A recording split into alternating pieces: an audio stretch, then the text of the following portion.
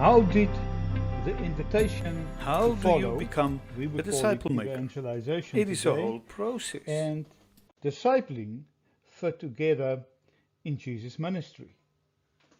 Just about everybody seems to think that they are making disciples. And I find very often that people do not really understand how disciple making and evangelization fits together.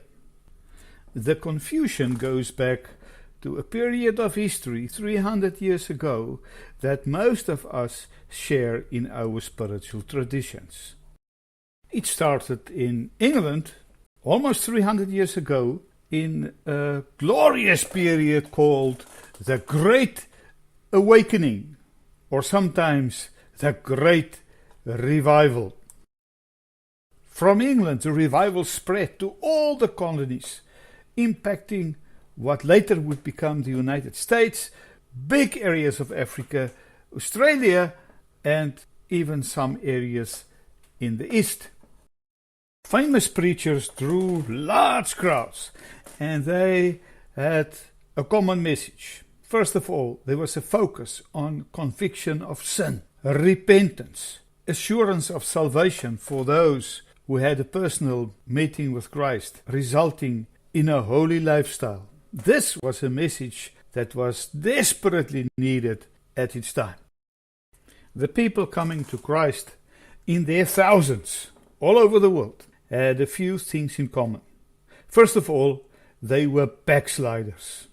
They came from a Christian background within a Christian culture. And for a generation or sometimes a generation or two, they have been living an unholy lifestyle, and they knew it. They were guilty, and they knew it. And God was angry at them, and they knew it. They were ready to respond to the message that there is a way out, that they can be forgiven, and that they can be in the right standing with God. The process of salvation was clear. First, you had an encounter with Christ at some or other evangelization meeting, responding to an invitation. You would join a church and be discipled through sermons, Bible studies, prayer meetings, and discipleship groups, very often groups of men and women separately. The process was very simple. First get saved, then get discipled. It was a practical approach that worked. It worked amongst backsliders within a culture where people already knew that they were sinners. How did Jesus do it? He invited people to follow him as disciples before they were born again and saved. We actually do not even really know when Jesus' disciples were saved. What we know is that when they started off following him, they probably were just curious and excited and honored to be able to follow a rabbi like Jesus. And we know that on the way, Jesus would bring the invitation time and time again. Do you still want to follow me? If you want to follow me, there will be a price to pay. Are you willing to continue? What we know is that at the end, everyone except Judas was saved. When did it happen? We don't know.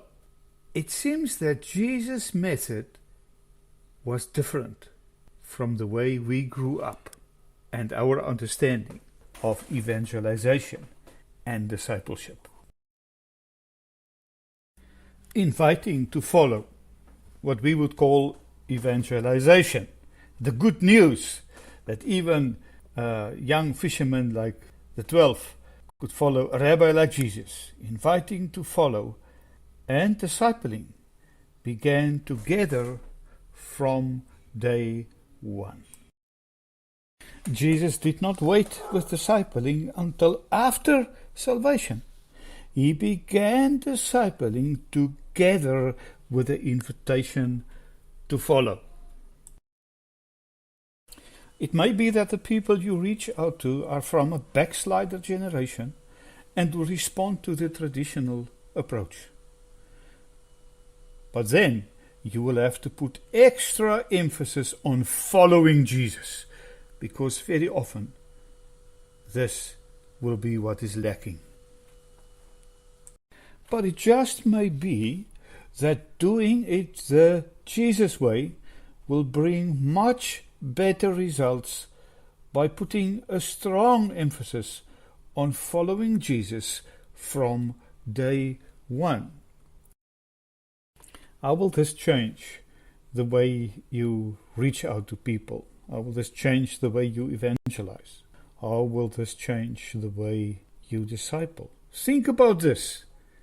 Go and make disciples the Jesus way.